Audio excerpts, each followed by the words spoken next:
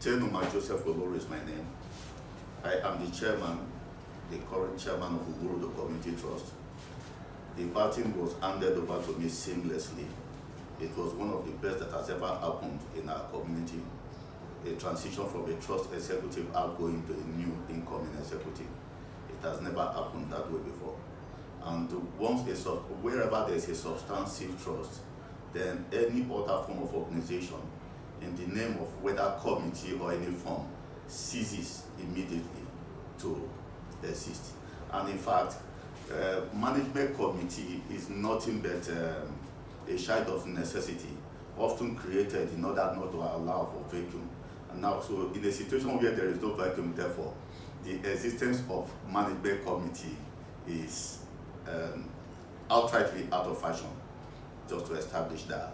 And I actually called you here today as the chairman of the trust to intimate you of certain happenings that are currently going on in our community, especially as it has to do with the attitude of some miscreants acting uncivilizedly, I so want to put it, uncivilized in the sense that we are in an era where we think people should now be moving away from protest, unrest, and all kinds of demonstration to, engaging in a more mutual and cordial way with third parties. Be using models such as the intellectual model, where you pick on documents, laws, and you look at them exhaustively, and then you argue your case. With superior argument, you can get your way through. Constructively too, that's another model. When you want to, if you want to contribute or you want to engage, you must learn to engage constructively, and then diplomatically as well. But as it is today, where people still value and imbibe this culture of protest, we are saying it is no longer in vogue. It is completely out of fashion. And so what they are doing there today is entirely out of fashion. It is no longer, it is not acceptable. It is not acceptable. In what they call joint conference that they held at Ode-Ugborodo recently, according to them, if you watch it carefully, for those of you who claimed to be there, you will agree with me that they mobilized even women from commercial sex workers.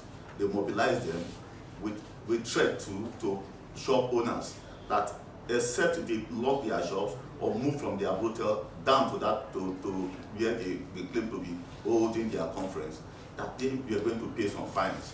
That was why you see those persons there. And you'll agree with me that most of them didn't even know why they were there. And so they were just outside loitering around and those stuff. So that I quickly want to establish, to say all that they did there was outrightly not in consonance with the rules and laws of engagement as it is today.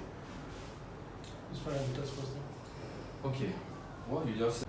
I am sure you will also agree with me. I am sure that you also agree with me that they lied to you. Lied in the sense that I overheard them saying there is no fashion in Ugborodo. So if there is no fashion in Ugborodo, then you ask the question again, how come that there are some persons that are now barred from entering Ugborodo? So that, of course, answer the question that there is fashion in Ugborodo outrightly. And then to answer that question as to the group of persons unveiled before our trust was eventually unveiled, let me say this again. There is no law backing what they did. And that what they did too is not premised on any precedents. I say this because if you watch our unveiling, it was done, or rather it was done by the elders of the 5 kindred communities. Okay, it was done by the elders of the 5 kindred communities, as compared to theirs that was done by the Eghare-Aja, according to you now, Olari and one Anderson, just 3 of them. And in support of what the head of the 5 kindred communities did, you also see that we were our unveiling was also signed by the registered trustees. The registered trustees of Ugborodo Community Trust, as it is today, they are 9. 1 just died, and so we are left with 8. And of the 8, you will see that 6 of them signed for us. So, and you know, the position of the registered trustee in an organization is like that of the board of directors. So the board of directors giving us their approval, the shareholders, now the Eghare-Aja of the 5 kindred, Olare-Ajas of the 5 kindred committee, giving us their approval. That tells you immediately that we are more authentic, we are well verified and confirmed by the people. So what they are doing there is nothing but an act of brigandage, barring people that people must not come in. Even as of today, as we speak, I learned that they mobilized to Ajudaibo.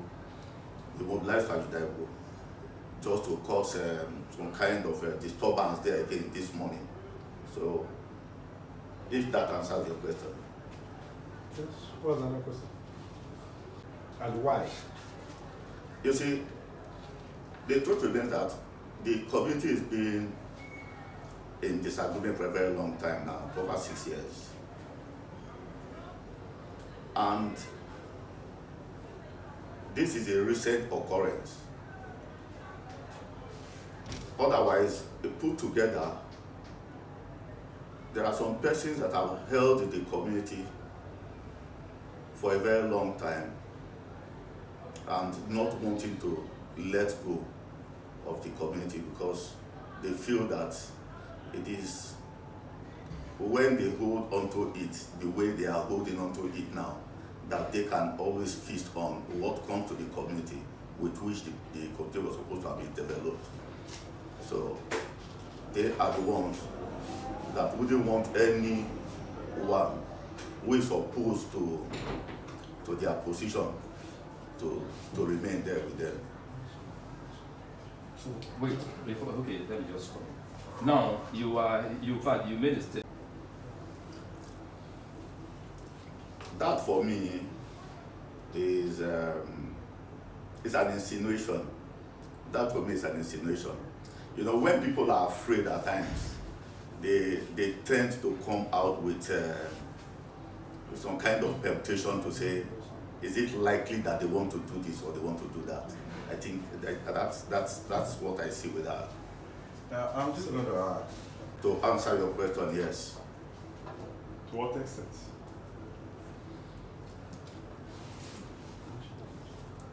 If you are conversant with, if you have ever met anybody from Ugborodo, and if you are so conversant with the instrument of the trust, you discover that the man who sat to preside over a meeting in 1963 that gave birth to the trust was my grandfather, Tenumah Joseph. So my dad is from there. I'm a thoroughbred. I schooled in the primary school there, Warri Primary School. I attended Ogidigben Grammar School. And so to that extent, and I'm sure if we have a university there too, maybe that is the same university I would have attended my university right there too. Okay. Why did you hold your inauguration in Warri instead of the community? That's a very nice question. Like I told you, there are some persons that have held the community bound. So they are so wealthy to the extent that they have used their wealth to make sure that they coerce a number of people, gullible people, to themselves. asking people not to come into the community just because they do not want to be challenged at all. They do not want to be challenged at all. And conventionally, I'm sure you are all students of international history too. Conventionally, wherever in every nation have their established embassy in another nation, and the embassy is considered to be part of the country that established it in that other country.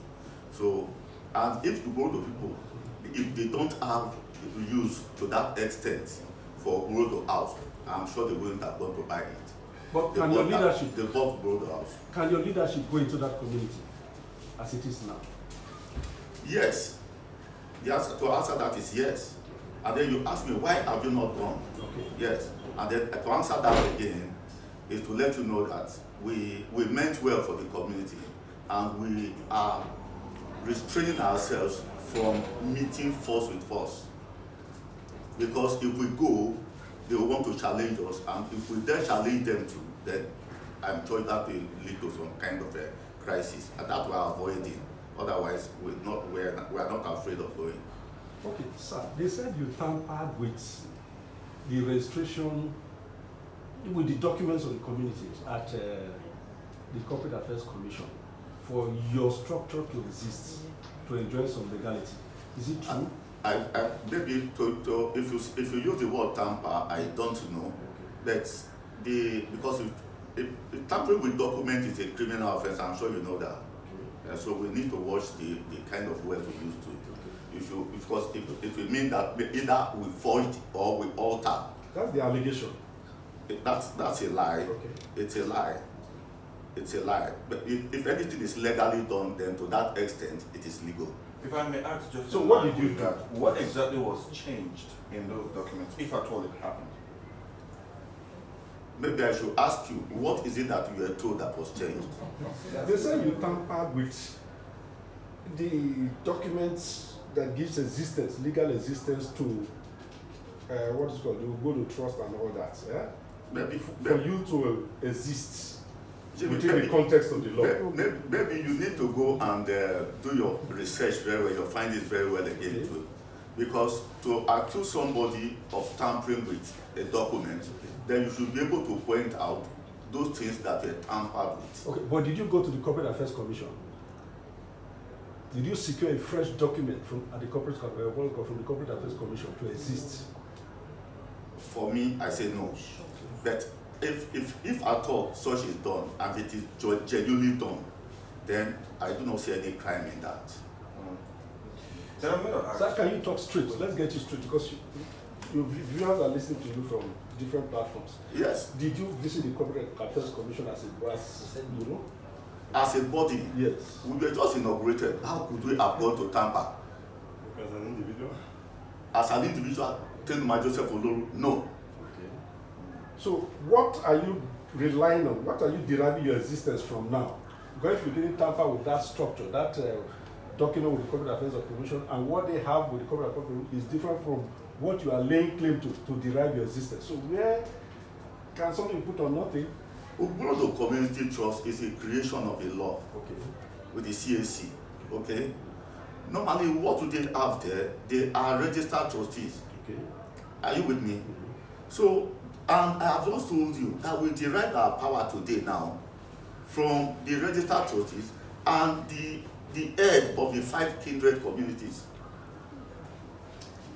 Okay, but the Olare-Ajas of the community, the head of the community, spoke to us. Yes, the Olare-Aja of the various communities. Yes, Mr. Daniel Uwawah. That is Eghare-Aja now. Yes, he said he's the head of the community, and he spoke to us. He does not have the kind of power he chooses to arrogate to himself. But you recognize him as the head of the community? I don't know, because I don't know to that extent. You know why? Okay. I do not know how he was chosen. But for the Olari, I know their lineage. He was chosen by the deity in their lineage for the Olari. So that one you cannot contest. Okay, sir. My last question. Yes, this question has to do with any questions? Go ahead. Now I wanted to ask, where does this leave the people? I mean, your faction and then there's another faction, where does that leave the people, the common people, the everyday citizens of Ogborodo in all of this? And how do you think can be resolved? Maybe I should take one first. Now, where would this leave the people? The way it is today, for us, we have always said we want to unite the people, because it's only in unity that we will have peace. And it's only in a peaceful environment that there will be sustainable development. I do not think there's any controversy to that. And so what I want for Ugborodo and the people of Ugborodo is unity, peace, and sustainable development. And so with this kind of crisis on, certainly development will be inhibited. Where I talked about intellectual engagement, let us look at the books, the laws. Is it true that the 5 Olare-Ajas have the right to also set up a trust? The answer to that is yes. Is it true that they signed for us? The answer to that is yes. Is it true that the registered trustee also signed for us? The answer to that is yes. Has it ever been done before? The answer to that is yes. Severally, yes. So even this one is far better than what they ever had before. Okay, sir. They talked about an aid to the governor. In our place, when you say certain things that are outrightly not acceptable, you say God forbid. So to that I said, God forbid there will be no other crisis, and that is what we are managing. I told you the other time, we choose not to match force with force in order to cause crisis. Because oftentimes when they want to do this kind of, they know how to play their game, and the innocent end up dying or losing their lives.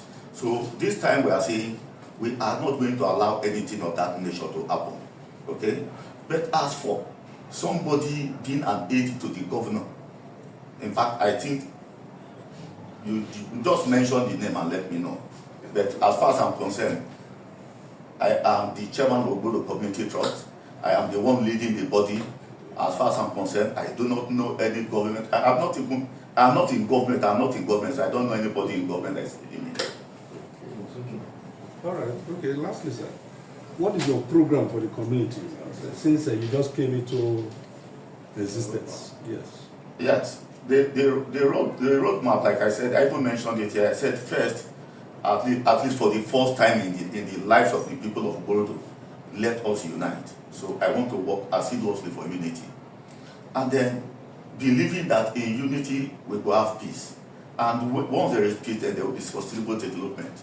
But for us to achieve this, then we must do what? We must learn to say the truth. But to talk about development in terms of maybe infrastructural development, we only have one secondary school in that area, and it is currently in a very sorry state. So we need to do something about it. Which secondary school, sir? Ogidigben grammar school. So that is key. And then the health system there too is not healthy as to the extent of being a health system.